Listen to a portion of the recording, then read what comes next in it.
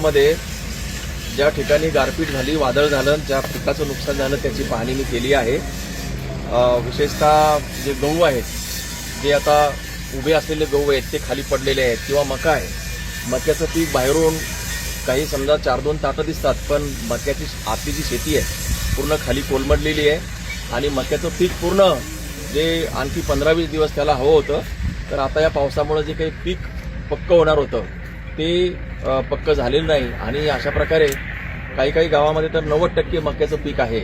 उदाहरणार्थ पिंपळगाव हुंडा आहे, लवाळा आहे, त्याच्यानंतर गजरखेड आहे, मोहखेड आहे, हे आजूबाजूची गावं आहेत। त्या ठिकाणी जे मक्याचं पिकाचं प्रचंड नुकसान झालेलं आहे। त्याचबरोबर हरभरा आहे, त्याचबरोबर टरबूजाचं पीक आहे, त्याचबरोबर काही ठिकाणी गोबी आहे, काही ठिकाणी मूग आहे आणि काही ठिकाणी हा कांदा आहे, हा टोळ कांदा आहे आणि काही ठिकाणी कांदा पण आहे। मी सर्व जे काही अधिकारी मंडळी आहेत, माझ्याबरोबर नायब तहसीलदार आहेत, BDO आहेत आणि कृषी अधिकारी आहेत, त्यांच्या समवेत खालचे त्यांचे सगळे सहकारी अधिकारी पण आहेत। या सगळ्यांना अशी सूचना आहेत की आपण 1 to 1 सगळ्या शेतामध्ये जा, त्याची अतिशय रिअलिस्टिक त्या ठिकाणचं पंचनामे करा, धुऱ्यावर जा, बांधुऱ्यावरती जा। कोणी जर विचारलं की आमची ही शेती पाहून घ्या तर पहा, कंटाळा करू नका आणि त्या ठिकाणी जाऊन सगळं ते त्याचं किती नुकसान झालेलं आहे त्याची नोंद करा।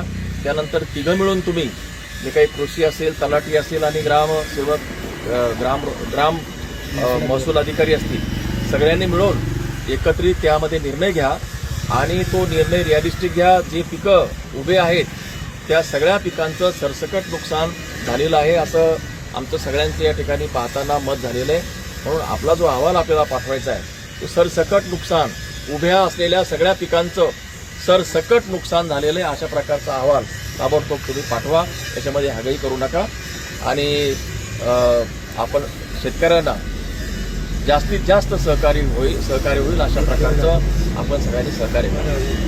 धन्यवाद साहेब, तुम्ही आमच्या शेतकऱ्याच्या पाठीमागं सदैव असेच उभं राहा, कारण शेतकऱ्याचा जो पाठीचा कणा आहे हा शेतीवरच अवलंबून आहे। नियमित अतिवृष्टी होते, यामुळे जी शेतकऱ्याच्या हातगाई शेतात वास्तविक पाहता कर्जमाफी जी करू राहिले तुम्ही, हा शेतकऱ्याला धुरच आहे।